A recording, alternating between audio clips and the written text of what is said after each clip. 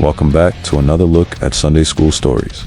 This is part 2 of our 3-part series where we break down biblical myths and see how they hold up under scrutiny. In this episode, we'll explore the Tower of Babel and the Exodus. 2 stories that many believe are historical, but evidence suggests otherwise. Let's get started.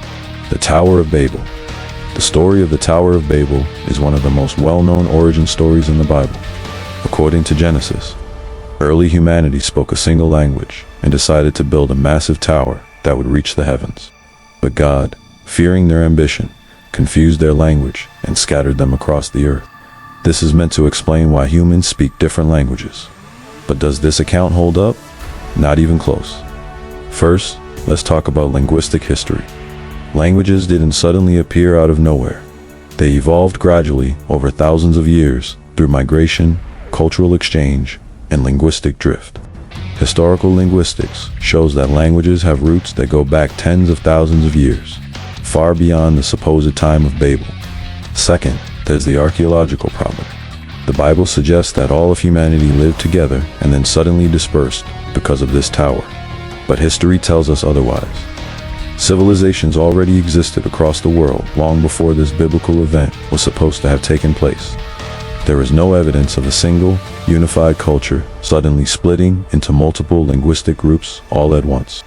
Finally, we have the Babylonian connection. The Tower of Babel closely resembles Mesopotamian ziggurats, large stepped structures built for religious purposes in ancient Babylon. The Babylonians had a grand temple, Etemenanki, that some believe inspired the Babel story. Rather than being an original event, the biblical story may have been an exaggeration of real Babylonian architecture. So, was there a literal Tower of Babel that caused the division of human language? No. It's yet another example of the Bible borrowing from older myths and trying to explain natural phenomena with ancient storytelling. Now, let's move on to another major biblical story, the Exodus. The Exodus is one of the defining stories of the Old Testament.